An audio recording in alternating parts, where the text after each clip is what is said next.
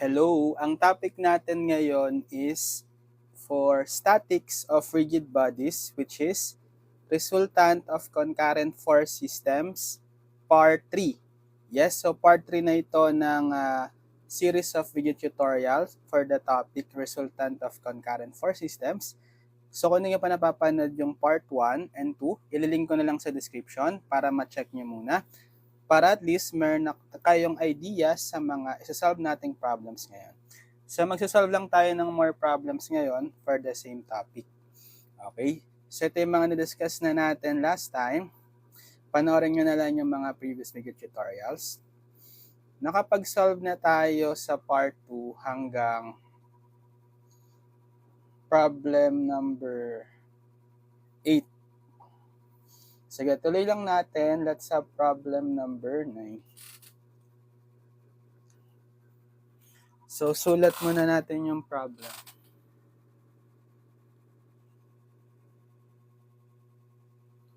The resultant of a certain system of forces has the x and y components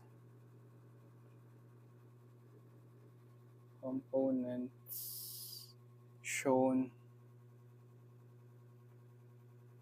below. Determine the components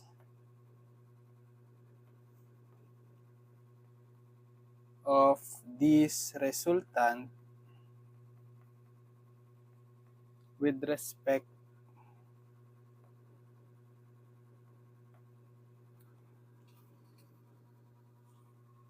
to the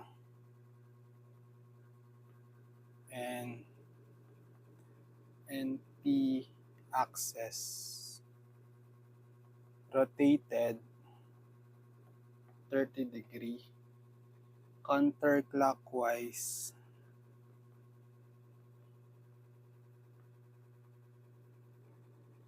relative to the x and y axis.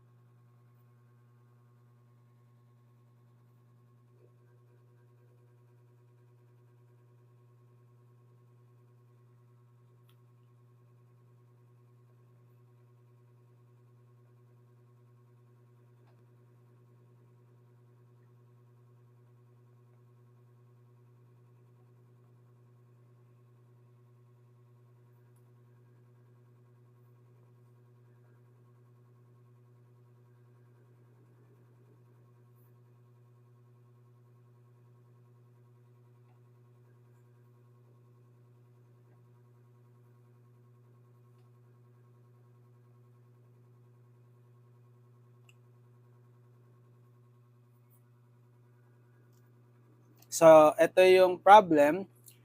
The resultant of a certain system of forces has the x and y components shown below.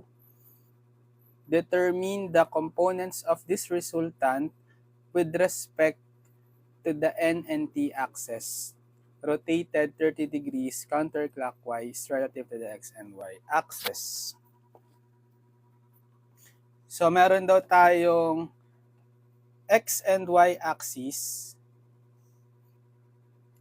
Tapos, relative to the x and y axis, meron tayong x and y components ng certain resultant. Ito si Ry, yung y component, 480 pound, nasa positive y-axis. Tapos si Rx nasa positive x-axis. Tapos, meron daw tayong new set of axes rotated 30 degree from the x and y axis counterclockwise.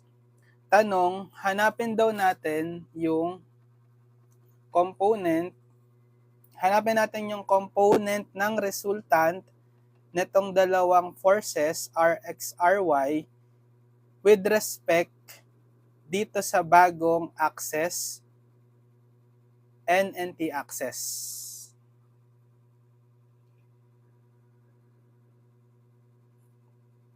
Sige, so edi hanapin muna natin yung resultant ng Ry tsaka Rx, 'di ba? So since ano lang 'yan, nasa first quadrant, 'di ba?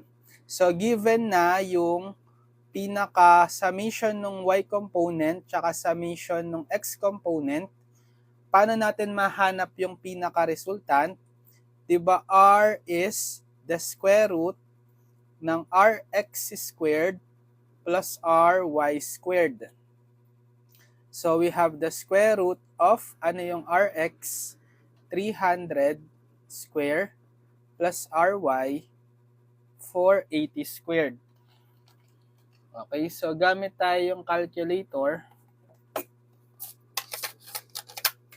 Square root ng 300 square plus 480 square. Okay, 566.04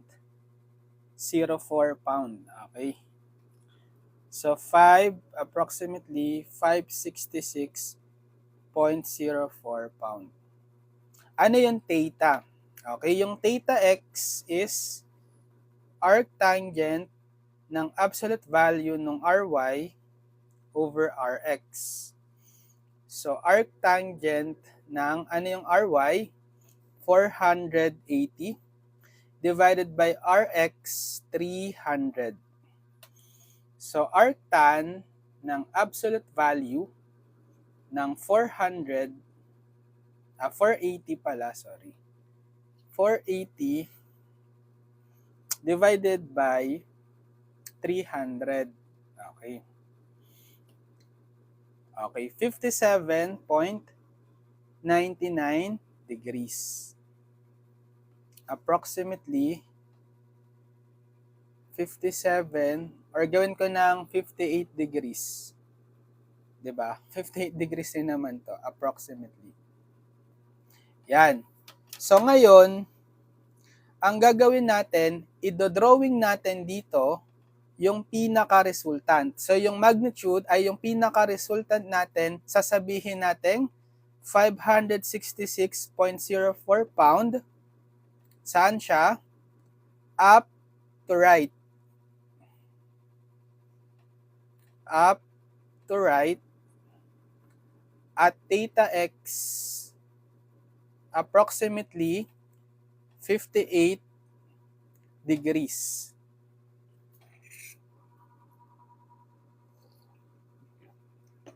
So approximately nasaan kaya siya? Yung intersection. Intersection nito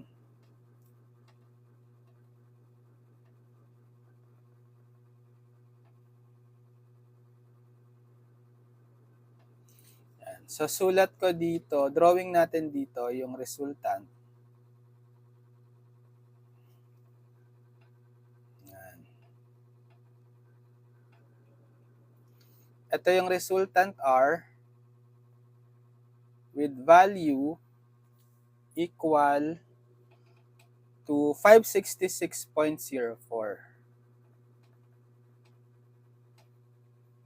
Tapos, ito yung theta x niya. Okay, theta x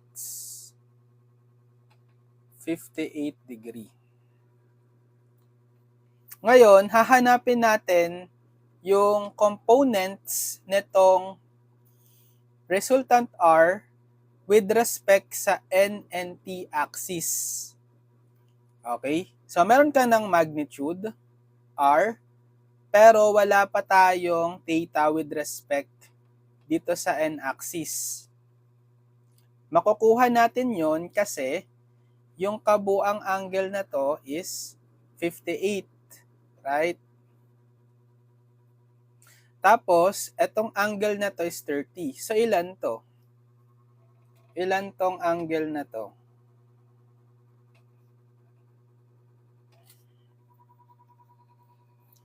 ima-minus mo lang. Okay? Bale, itong angle na to is 58 minus 30.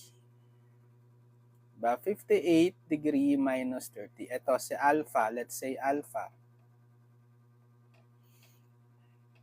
Which is equal to 28 degrees. Okay, 28 degrees ito. Eh di, parang dito na lang tayo magre-refer. So, hanapin natin, yung pinapahanap is determine the components of this resultant with respect to the N and T axis.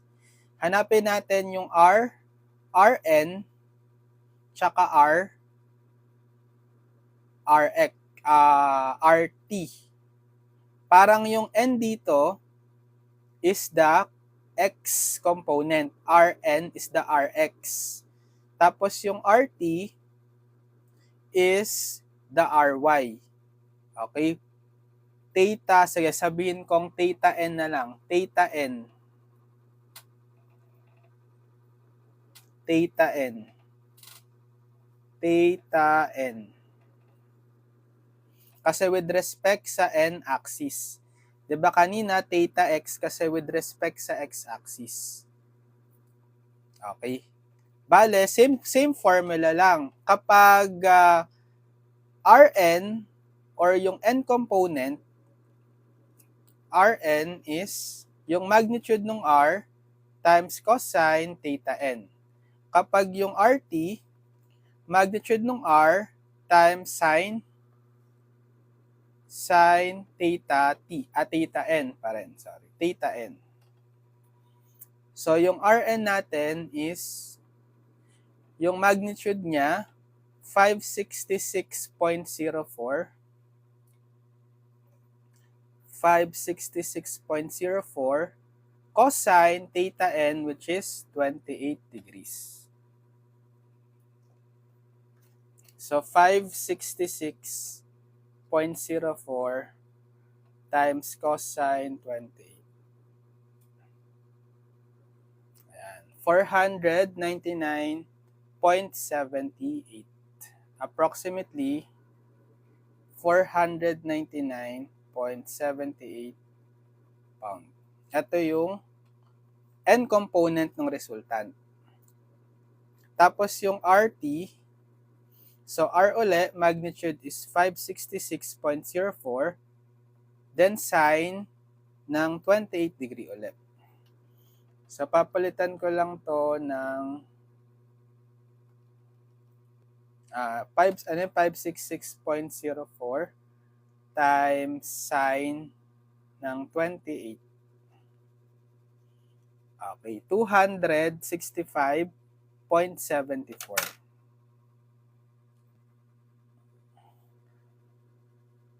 200 ilan? 265.74 pounds. Okay? Ito yung sagot.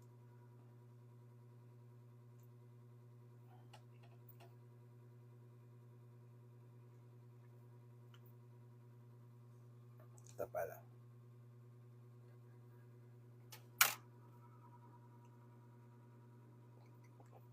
Okay, problem number, ano na to? Problem number 9. Next, let's have problem number 10. Okay, for problem number 10, sulat muna natin. Problem number 10.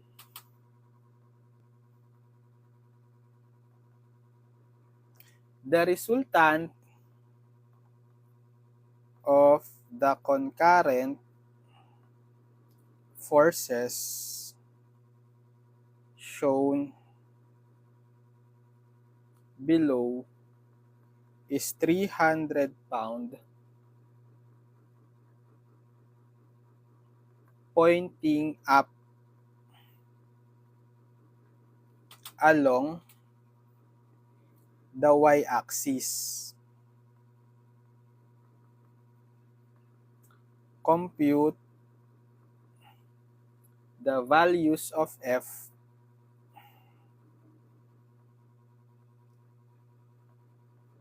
and theta required to give this resultant.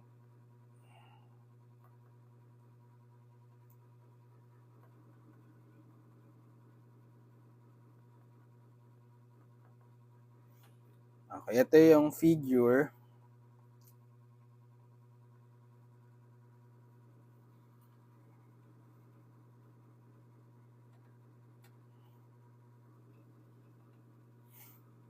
So, ito ay 500 pound. Ito ay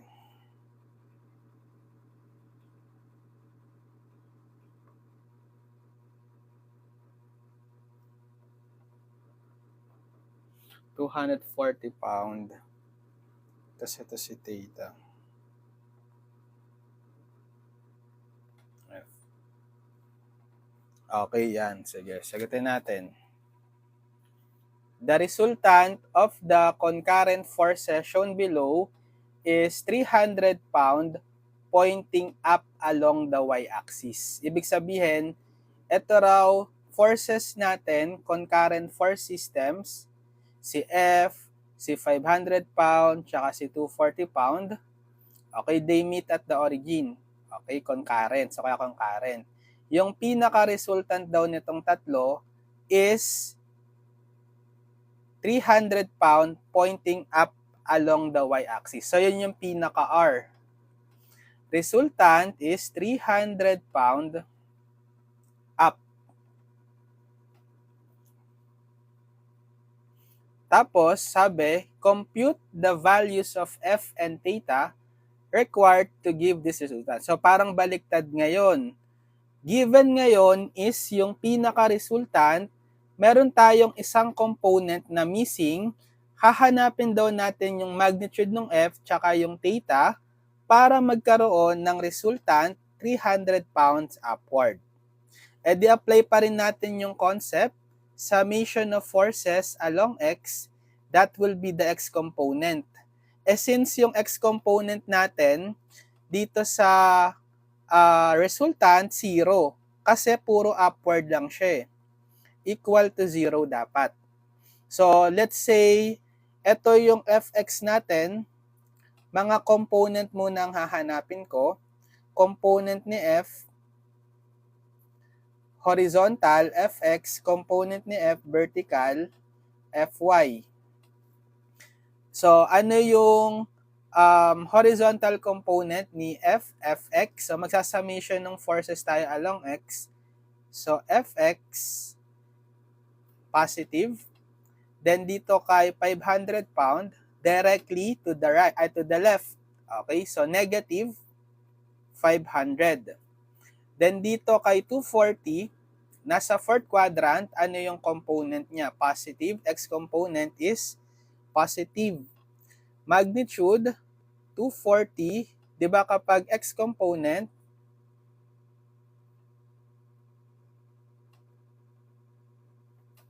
gagamitin magnitude times cosine theta x.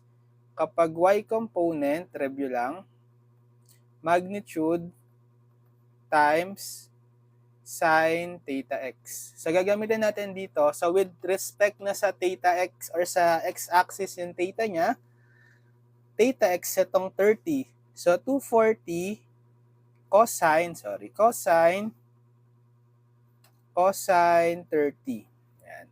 Equals 0. So, masasolve natin yung value ng fx. Transpose. So, fx is 500 minus 240 cosine 30 degree. Okay? Ilan yan? 500 minus 240 cosine 30.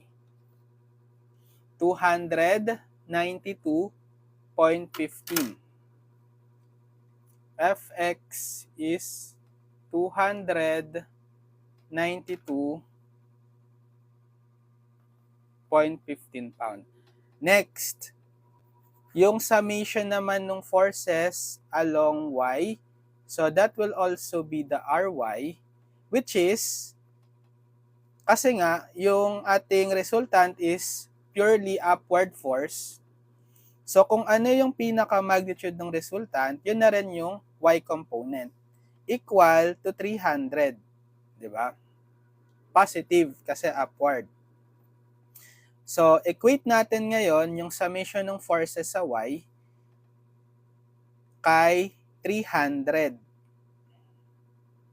So dito kay Fy, ay kay F, yung F component niya, unknown, let's say Fy, okay, positive, upward. Dito kay 500, kasi directly to the left, so wala siyang Y component, 0. So wala tayong ilalagay kay 500 pound na Y component. Proceed ka na kay 240 pound. So nasa fourth quadrant, so ang sign ng kanyang component ay negative. So negative, magnitude 240. Kapag y component na, ang gagamitin is sin theta x. So sin ng theta x niya 30, di ba? 30 equal, saan natin na-equate? Sa 300. Solving for f sub y, transpose nyo lang si negative 240 sin 30 sa kanan. So, magiging 300 plus 240 sin 30. Okay? So, 300 plus 240 sin 30. Sakto. 420.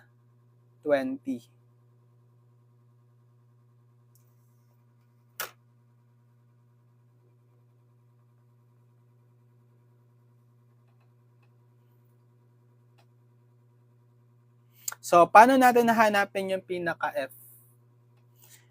Diba, kapag hahanapin yung pinaka-F, given tayo ng x saka y component, square root ng fx squared plus fy squared. Okay, so substitute natin yung fx na nakuha, 292.15 squared. Si fy, yung nakuha natin, 420 squared. Okay?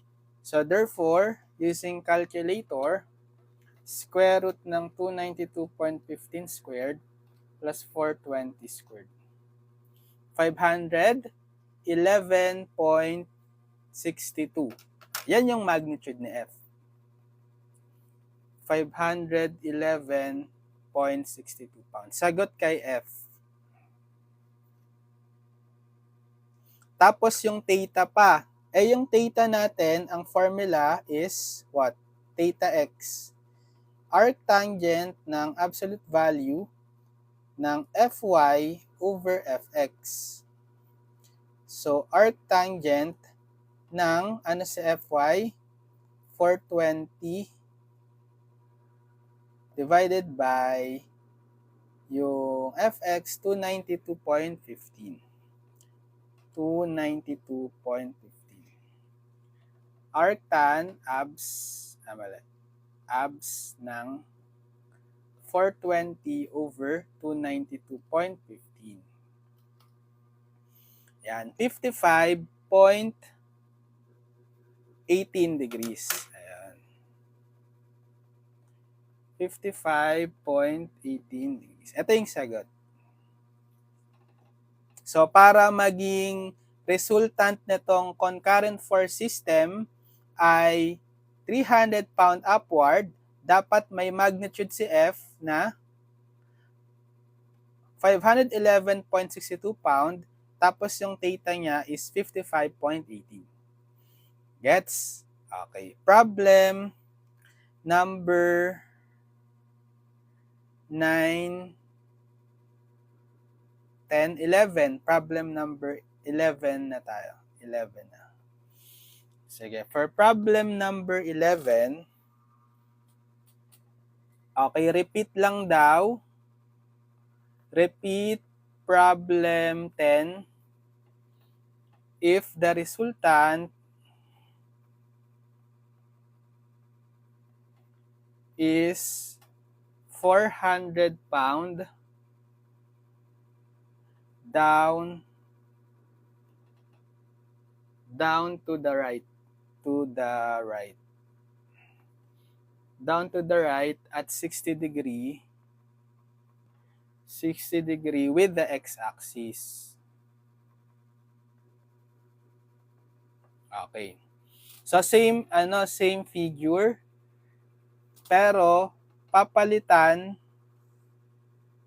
papalitan daw yung resultant.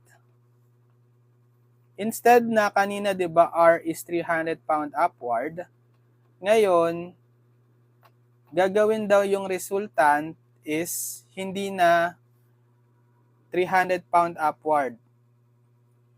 Ano na?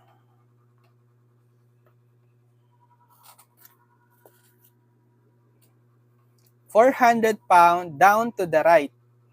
Okay, so 400 pound down to the right at theta x 60 degrees. Ganito na siya.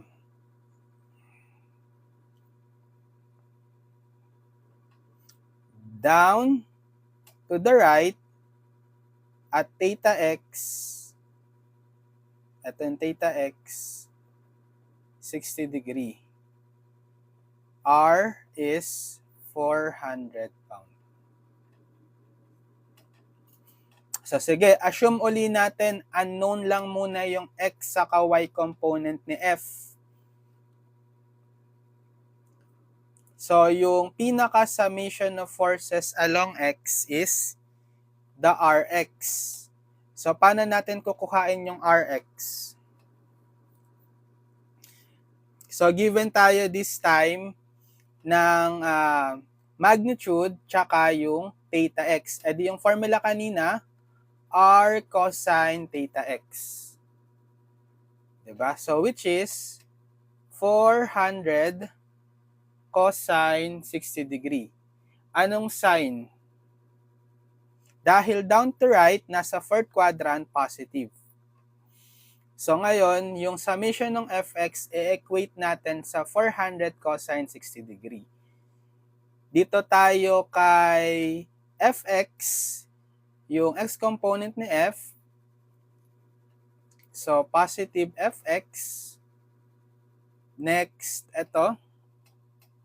Si 500 pound, okay, directly to the left, so negative. Siya na rin yung x component, negative 500. Tapos yung 240 pound with theta x na 30 degree. Okay, so nasa fourth quadrant, ano yung sign ng kanyang x component? Positive. Positive 240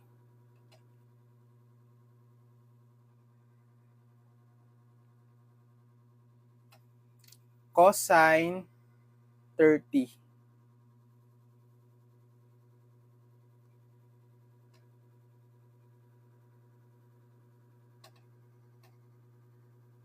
Equal to 400 cosine 60 degree.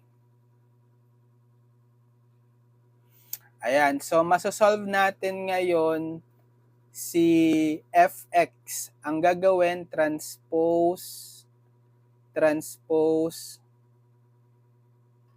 fx is, sige, 400 cosine 60 degree, magiging positive 500, then minus 240 cosine 30 degree.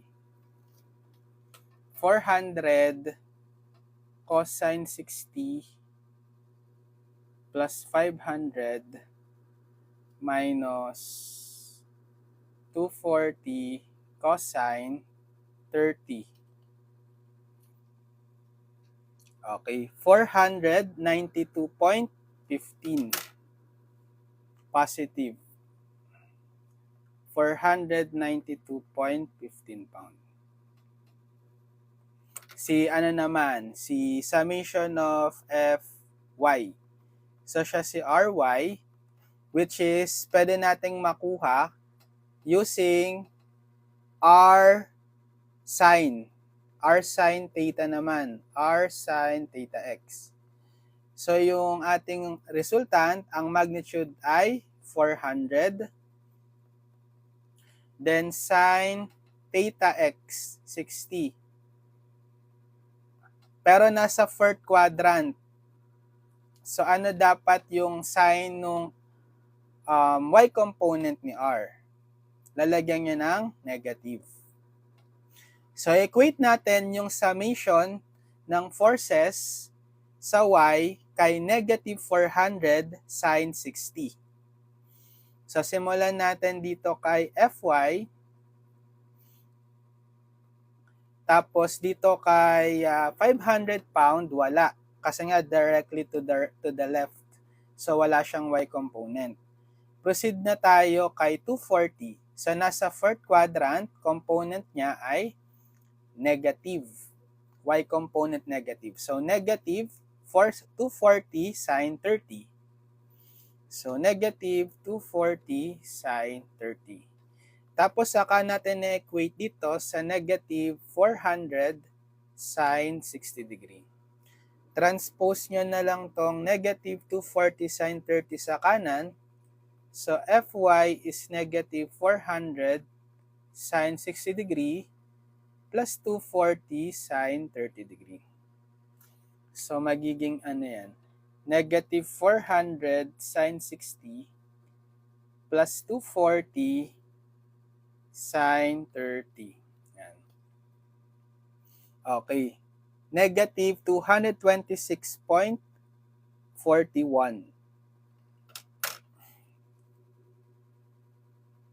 Negative 226.41. So, dapat pala, wala sa first quadrant. Kasi nasa baba yung Fy eh. 'Di ba? Negative yung Fy, positive ba yung Fx? Yes. Supposed to be dapat nasa fourth quadrant na to. Okay? Pero sige, hanapin natin yung pinaka F. F is square root ng Fx squared plus Fy squared. So, square root ng ano sa Fx? 492.15. 492.15 square plus Fy is negative 226.41 square. Square root ng 492.15 square plus negative 226.41 square. Okay. Ito yung magnitude. 541.73. 541.73 pound. Tapos yung theta x is arctangent ng absolute value ng Fy over Fx. So, arctangent si Fy, negative 226.41 divided by Fx, 492.15. So, shift abs ng negative 226.41 divided by 492.15. 24.70.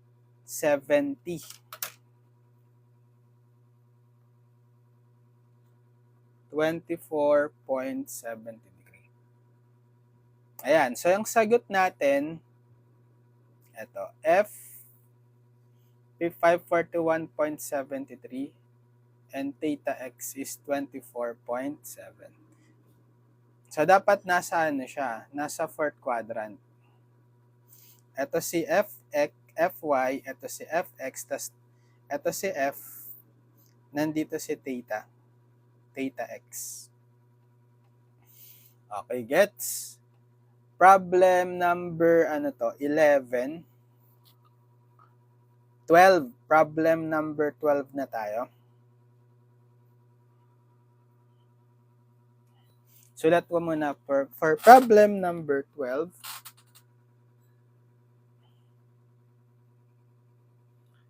the block shown below is acted upon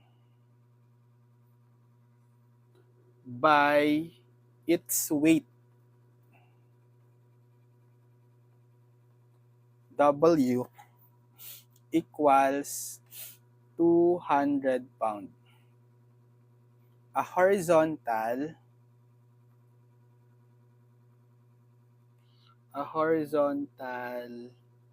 force Q equals 600 pound, and the pressure P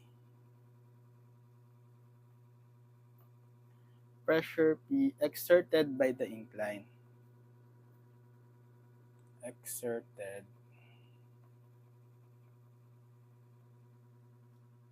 inclined plane. The resultant are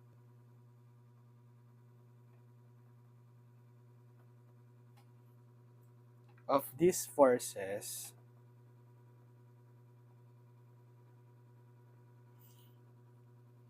is up and parallel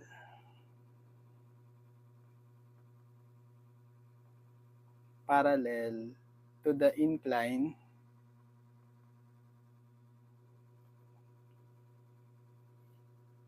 thereby sliding the block up. Thereby sliding the block up it. Thereby sliding the block up it. Determine P and R.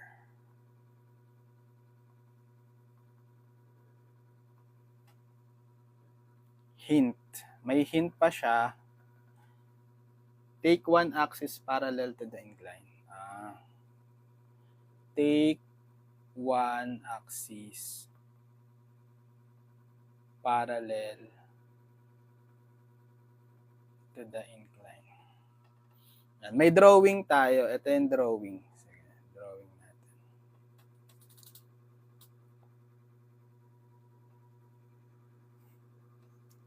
$30 daw to.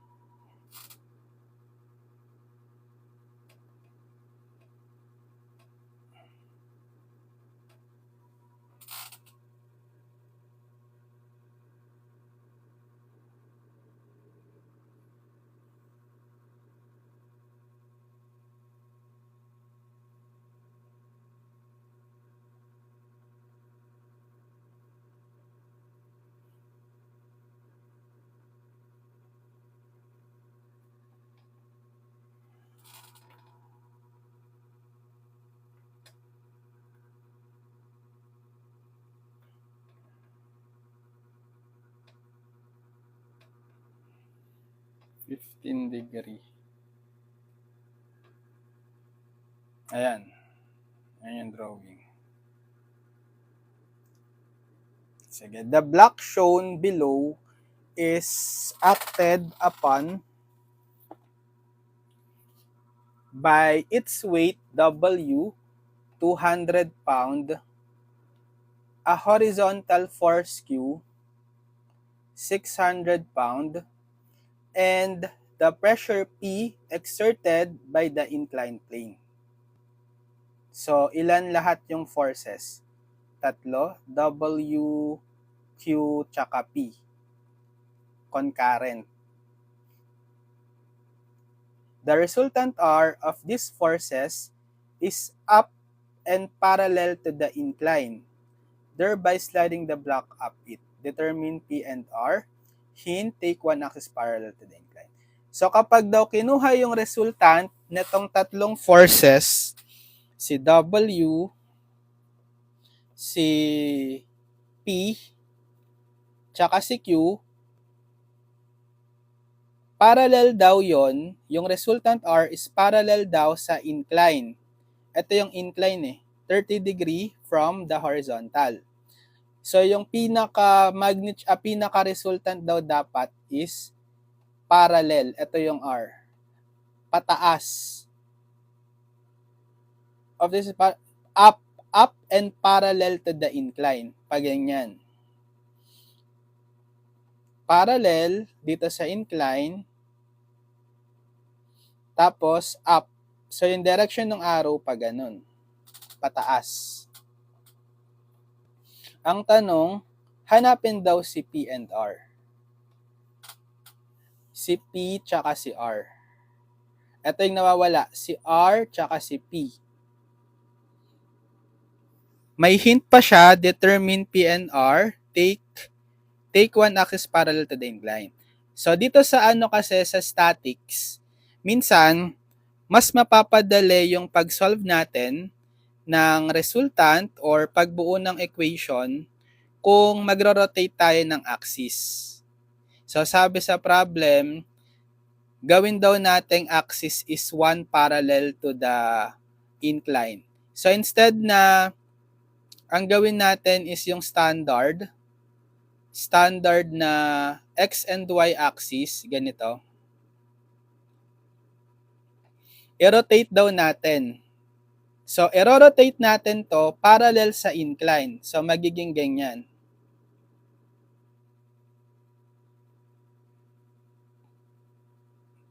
Sabi sa hint, kasi mas magiging madali yan. Let's say y prime tsaka x prime. So, 30 degree rotated para parallel sa incline. Paano natin, i-redraw? Sige, i-redraw natin dito.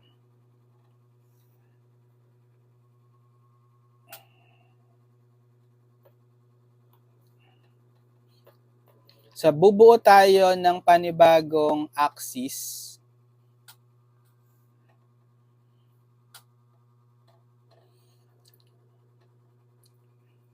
Etong 15 degree na yan, yung with respect itong P, it can act as yung perpendicular sa incline. Okay? Kasi 'di ba yung x and y axis naman talaga perpendicular yun sa each other. So yung gagawin kong x prime, yung bagong axis na parallel sa 30, dapat perpendicular si y prime. So pwede ito na yon. Ito ng line na yan. So 90 degree na yan. Sige, baguhin lang natin. Ulitin ko yung pagkakadrawing.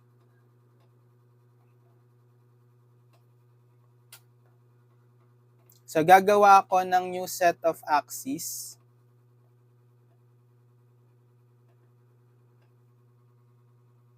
Ito yung perpendicular and then parallel.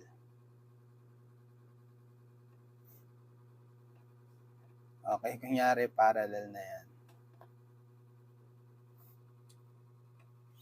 So let's say, gawin ko tong y prime, gawin ko tong x prime. Kasi yung default, 'di ba, naka-straight. Para maiba dun sa x at y, nilagyan ko ng prime. Okay, lagyan natin ng mga label. So with respect tayo sa ngayon, sa axis na to. Simulan natin dun sa weight. So mag-intersect tayo sa origin. 'Di ba yung weight directly downward lang yan? Yung W na to. So directly downward, ito. Extend natin yung line of action niya dyan. Okay. Ito yung weight, which is ilan? 200 pound.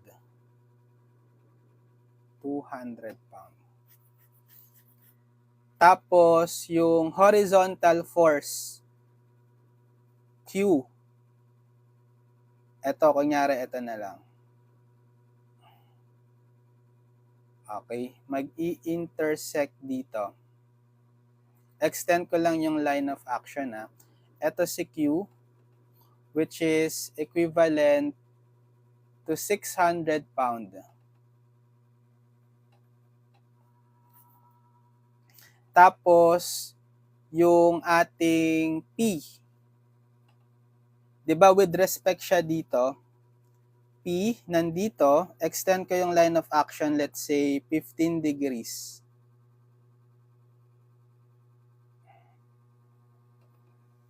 Okay, ito yung 15 degrees. Pero, pwede ko rin tong ilagay saan? 'Di ba ano to? Ito ay vertical angle. Kung 15 degrees to, ito rin dapat 15 degrees, right? 15 degrees. Ito si P. Unknown pa si P, 'di ba? Yan. So, kailangan itong mga W tsaka Q with respect sa y prime axis sa x prime axis, magkaroon tayo ng angle. So, paano natin ilalagay yung angle dito? Sige, dito sa weight, paano yung weight? 'Di ba? Ito is 30 degree. Ito is 90. So, ilang angle nito? It should be 60. Dito sa right triangle kasi 30 plus 60 plus 90, dapat total 180. Kung i-consider nyo itong right triangle na to, ito, yung right triangle na yan, ito dapat ay vertical angle 60. Ito ang dalawa. Right triangle to, ibig sabihin, ito dapat ay ilan? 90, 60, 30. Dapat 30 ito. So, with respect dito sa y prime, ang angle na to is 30 degree. Gets? So, meron ka ng angle with respect sa y prime for W 30. Kay P, meron na rin with respect sa y prime 15. So, sino na lang ang kulang? Ang kulang na lang ay si Q. Si Q na lang, right? Okay. Paano natin nahanapin si Q? Kasi, 'di ba, ito ay parallel to kasi horizontal, parallel dito sa ground. It can act as a transversal, itong incline. So, dapat ito ay alternate interior angle 30 degree. Na-visualize nyo ba? Parallel to kasi horizontal, tapos acts as an interior, tawag dito, transversal itong mismong incline, congruent yung angle na to dito. Okay? Congruent. Tapos, parallel tong x prime dito, by vertical angle theorem, congruent to 30. And since parallel nga tong x prime dito sa minaka-inclined, ito pwedeng mag-act as transversal si Q by corresponding angle theorem. Congruent dapat ito dito kasi corresponding angle to. So, 30 degree. Ayan. So, meron na tayong angle kay Q with respect dito sa x prime 30 degree. So, ang kailangan na lang natin, wala na tayong kailangan pala, tapos na. Mag-aano na tayo, magsa-summation of forces. Sige, para mas ma-visualize nyo, eto na lang ang iiwan natin, yung i-analyze natin yung axis y prime, tsaka x prime, anong mga forces ang involved? Si weight. Okay, si weight, W, which is 200 pound. Yung angle niya is nandito, 30 degree. Si P, nandito siya, angle niya is 15. Tapos si Q, nandito,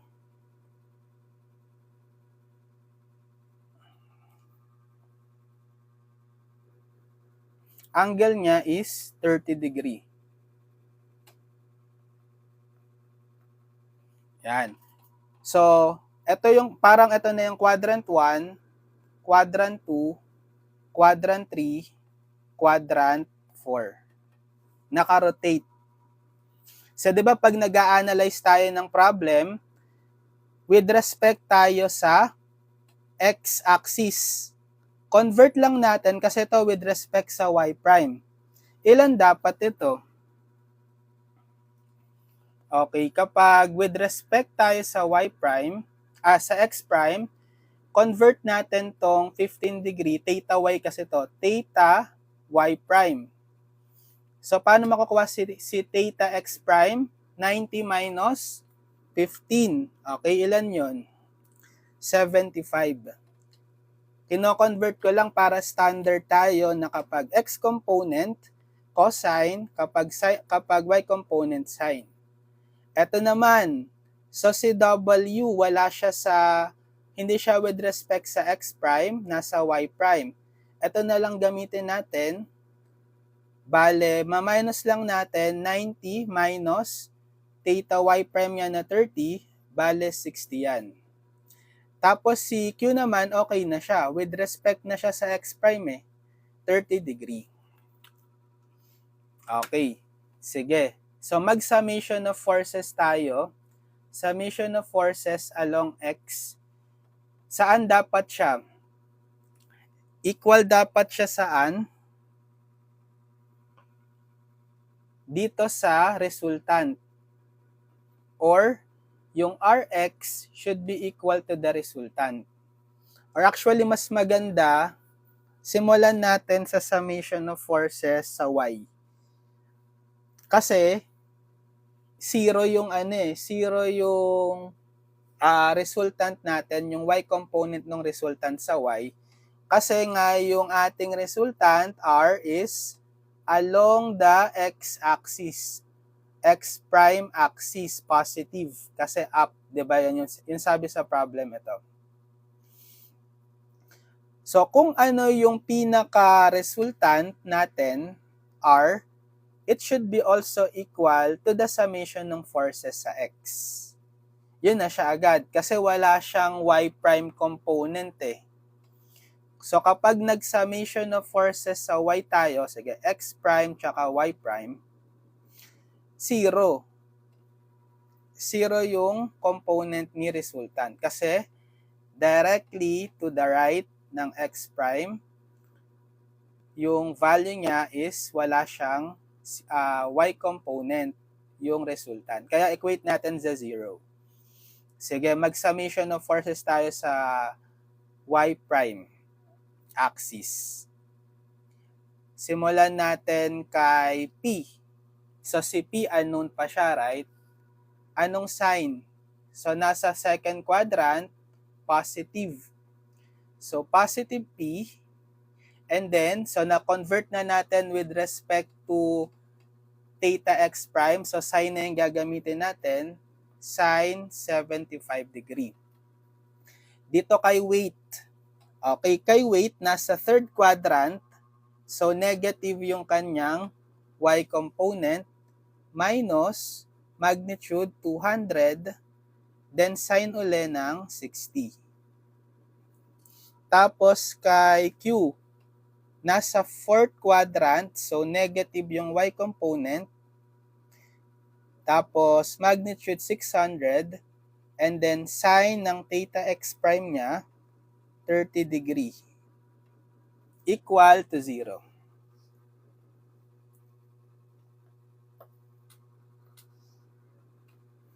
So, meron lang tayong isang unknown P. Solvable na si P. Transpose lang natin to. So, P sin 75 degree is equal sa magiging positive 200 sin 60 degree plus 600 sin 30 degree. Then, divide both sides by sin 75 degree. Cancel. So, makasolve natin value ni P, ito. So, gamitan nyo na lang yan ng calculator.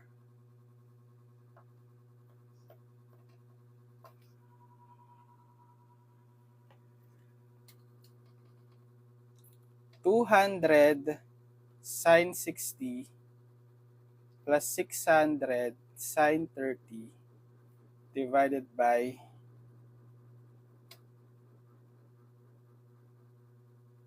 sine 75. Okay, 489.9. So P is approximately 489.9 pound. Okay, paano naman kuhain yung R? Eh di ba yung R nga, yung R is just the summation na lang ng fx prime. So R is just the summation of fx prime. 'Di ba? Kasi nga yun yung direction ng resultant, directly along the x prime. Eh di sa sum up na lang natin yung forces along the x prime axis. Bale, simulan natin kay 75, kay P. So, nasa second quadrant, negative. Bale, negative P, cosine na tayo kapag x prime component, right? 75 degree. Kay weight, W.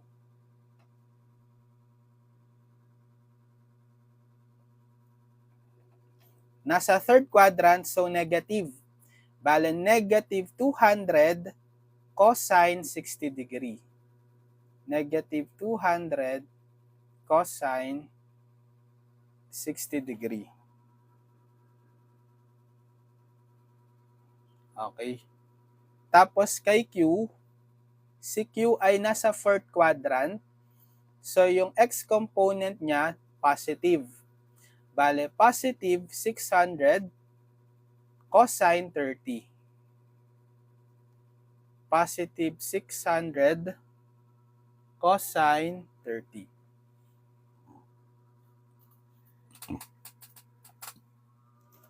Gamit kayo ng calculus. Hindi, pa-plug in na rin pala natin si P. Yung kakakuha pa lang nating value ni P, i-plug in nyo na 489.9. So, input nyo sa calculus, negative 489.9 cosine 75 minus 200 cosine 60 plus 600 cosine 30. Okay, 292.82 pound. So, yan yung resultant. Approximately 292.82 pound. Ayan, yan yung sagot. Di ba hinahanap si R tsaka si P?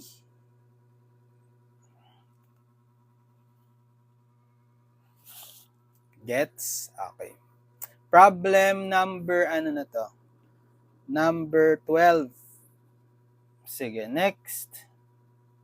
Problem number 13.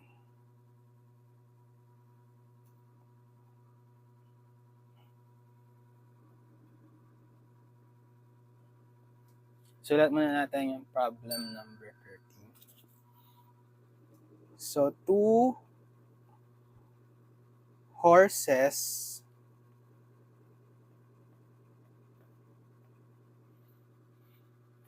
on opposite banks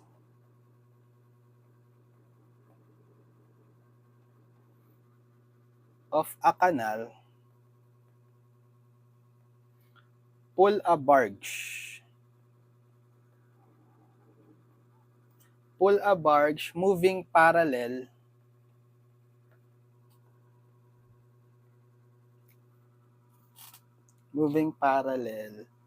to the banks.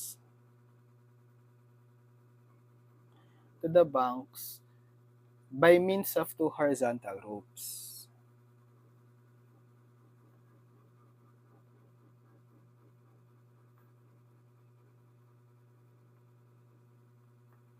Horizontal ropes. The tensions in these ropes are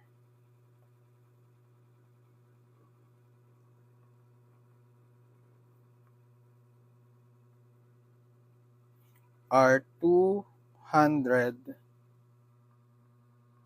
and 240 pounds. 200 pounds and 240 pounds, while the angle between them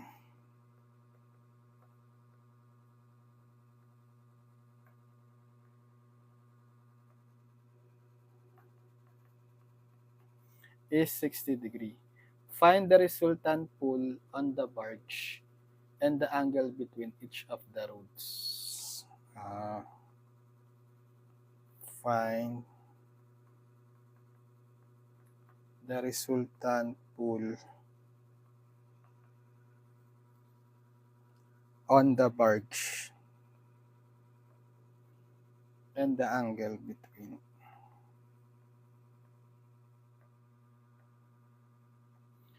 between each of the ropes and the sides of the canal.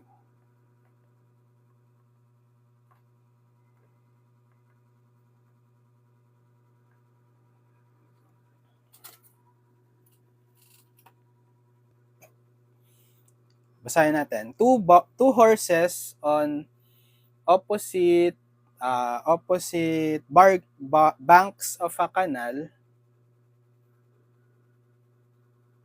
pull a barge moving parallel to the banks by means of two horizontal ropes. The tensions in these ropes are 200 pound and 240 pound, while the angle between them is 60 degree. Find the resultant pull on the barge and the angle between each of the ropes and the sides of the canal. Okay, drawing natin. Meron daw kanal. So parang body of water. Yan.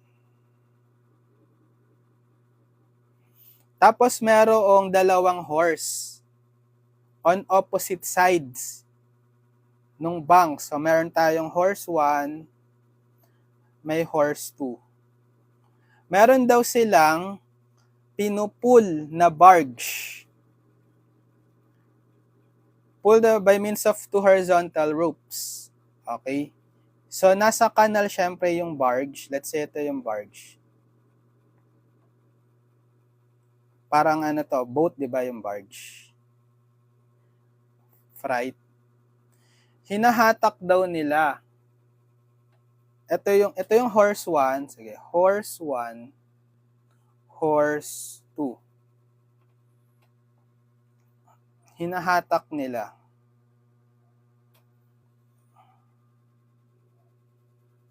Yan.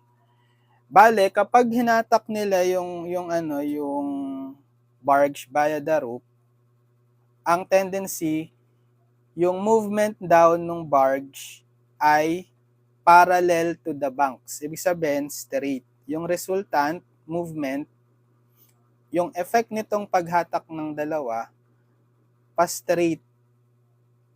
Okay, pa-straight lang. Yan. Yung movement.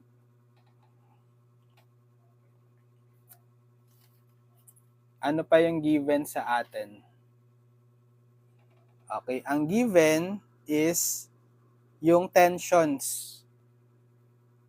The tensions in these ropes are 200 pound and 240. So let's say ito yung 200 pound, ito yung 240. So dahil pahatak sila, ang direction ng arrow niya, nung force pa ganyan. Tapos, yung angle between them is 60.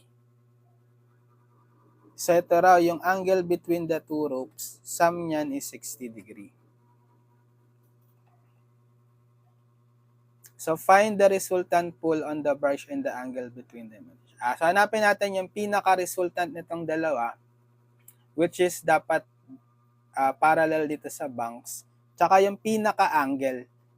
Angle between dito raw, between dito, angle between the ropes and the sides of the canal. Ito, 'di ba? Eh kung parallel lang naman yung movement natin, parallel yung movement dito sa banks. Kung ano yung angle dito, let's say theta, ito na rin yung angle dyan, right? Ano yung angle dito, let's say alpha, ito na rin yung angle dyan by alternate interior angle theorem. Yan. So, lagay natin to sa sa rectangular coordinate system.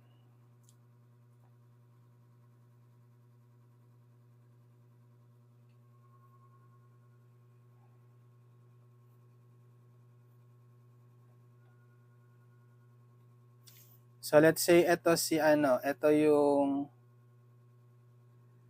tension 1, ito yung tension 2. So total angle in between them is 60 degree. Okay, so ito let's say si theta, ito si alpha. Ito yung inassign ko is 200 pound. Ito inassign ko 240.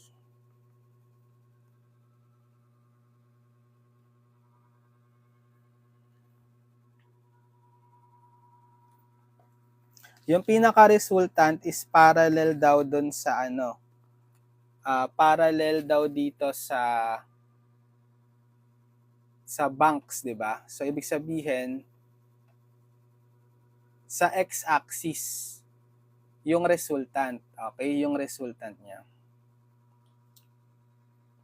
Sabihin kapag kinuha natin yung resultant, yung component ng resultant sa y-axis wala, zero.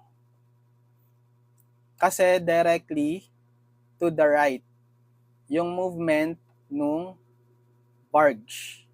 Pag ganyan. So pag nag-summation tayo, summation ng forces along y dapat zero. Okay. So bale, ano yung dalawang forces na involved? Si 200 tsaka si 240. So y-axis. So pag nag-summation tayo ng y, si 200 nasa second quadrant.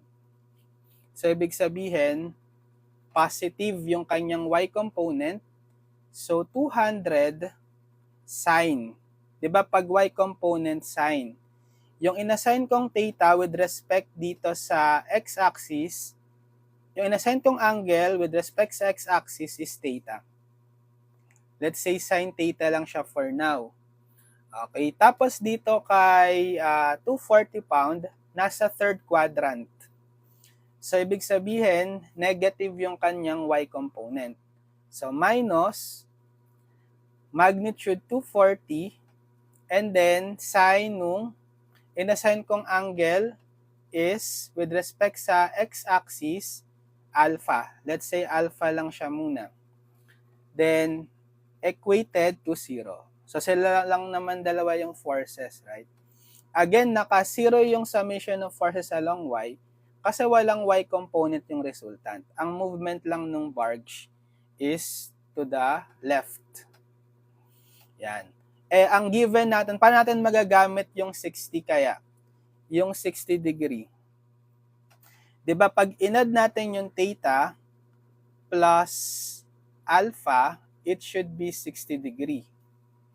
So pwede kayong mamili, gusto niyo i-solve niyo si alpha in terms of theta or theta in terms of alpha, i-substitute niyo ngayon dito, magiging one equation in one unknown. Yung isang angle, right? Sige, solve na lang natin si alpha in terms of theta. So alpha is 60 minus theta. Okay. Ipa-plug in ngayon natin dito. So magiging 240 sine theta minus 240 sine 60 minus theta. Okay?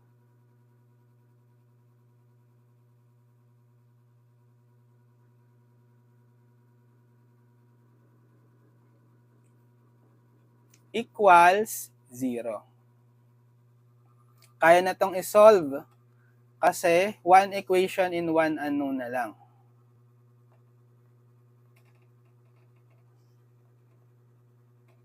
Paano natin ito isa-solve for theta?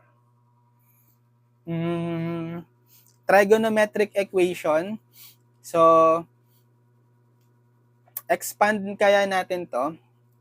Expand natin yung difference of angle.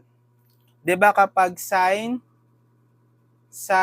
x minus y, ano yan? Sin cos minus, follow nyo yung sign in between, sin cos cosine. Tanda pa ba yun? Cosine. Okay, sin x cos y minus cos x sin y. Bale yung x mo is yung 60, yung y mo is yung theta. So magiging ano to, 240 sin theta minus 240 times, applying itong identity, sin 60 cosine theta minus cosine x 60 urong sin y theta equal 0. Sige, distribute natin tong negative 240.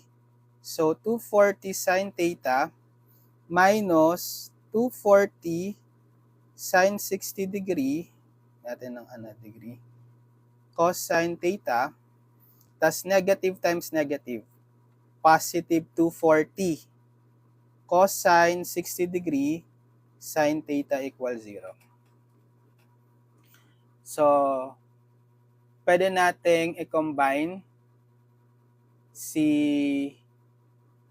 combine natin to. So, bale, 240 plus, factor out nyo lang si sin, times, yung 240 cosine 60 degree. Tapos, lipat ko to sa kanan. Equals, positive 240 sin 60 degree cosine theta. So, kung gagawin ko, cross-multiply si cosine, cross-multiply si cross-multiply, ito pala. Makakakuha ko ng tangent, di ba? So, sin theta over cosine theta is equal to 240 sin 60 degree divided by 240 plus 240 cosine 60 degree. Yung identity neto, sin theta over cosine theta nga is tan theta. Okay? Equal dito. I-arctangent niya yan. Para makuha si theta, arctangent lang neto.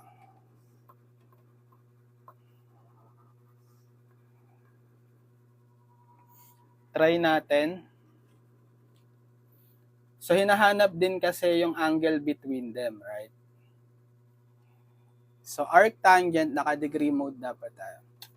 Arctangent ng 240 sin 60 divided by 240 plus 240 cosine 60.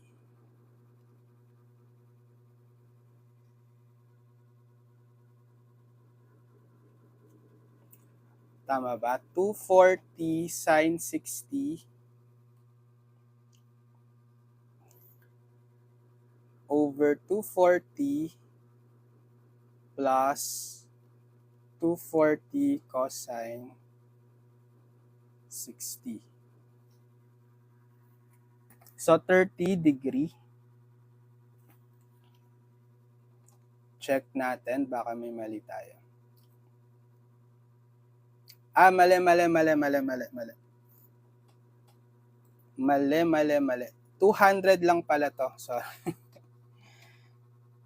200. Next. Diba? 200 lang to, ba't ito ginawang 240? Mali. So, mangyayari, 200 sin theta, babawasan natin to. Okay, babawasan, magiging 200,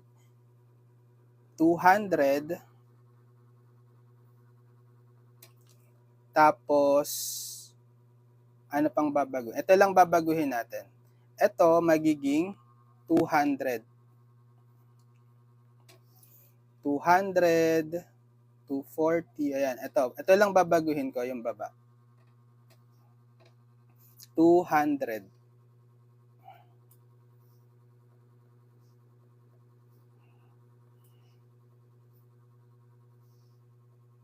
Okay. Namali tayo ng sulat, kopya. So, papalitan natin yung pinakababa lang, ito lang part na to. Gagawin lang natin 200. Yan. 33. Ayun. So, theta is approximately 33 degree. So, kapag nakuha nyo na yung theta, makukuha mo na yung isang value, yung alpha. Kasi, ang formula natin for alpha, 60 minus theta. So, 60 degree minus 33 degree yung theta. Ilan yan? 27. 27 degree. So, ito yung mga angles. Ano pa yung pinapahanap? Si resultant. Yung pinaka-resultant. E di yung pinaka-resultant is yung summation nung fx equal, kasi yun yung pinaka-resultant, diba? Yung movement ng barge directly to the left. So, parehong negative. So, negative 200 para sa 200 pound. Then, times. So, alam na natin tong theta. Ano yung theta? 33 degree. Alam na natin yung alpha. Ilan yung alpha? 27 degree. E di negative 200, kapag x component na, cosine. Cosine na gagamitin. Theta x sa 233. Tapos si 240, so negative kasi second quadrant, or pag ito kayo nag-refer, so negative kasi second quadrant. Tapos si 240, negative din kasi third quadrant. So minus 240 cosine, ano na yung alpha natin? 27. Ito yung pinaka-resultant. Okay, gamit kayo ng calculator. So, negative 200 cosine 33 minus 240 cosine 27. Okay. Negative 381.58. 381.58 pounds. Or sasabihin nyo, 381.58 pound to the left. Okay? Yan. So, nakasolve din tayo ng 13 problems. So, siguro, sige, proceed na tayo sa next lesson next time. So, yung topic natin is resultant of, concurrent force systems. So, abangan nyo na lang yung next video tutorials natin next time. Basta follow kayo sa akin sa account para manonotify pag may video tutorials tayo. Tapos, sa channel na rin natin, Engineered Math Channel,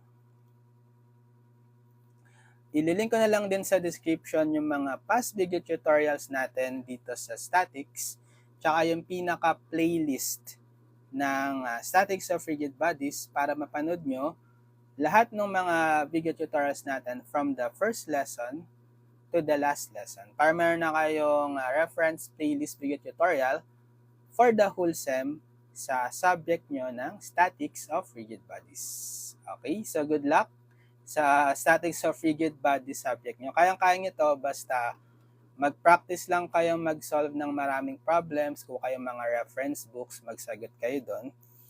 Kayang-kaya nyo. And good luck sa mga may exams. Practice lang kayo. Sige, so see you on my next video tutorial. God bless everyone. Bye-bye.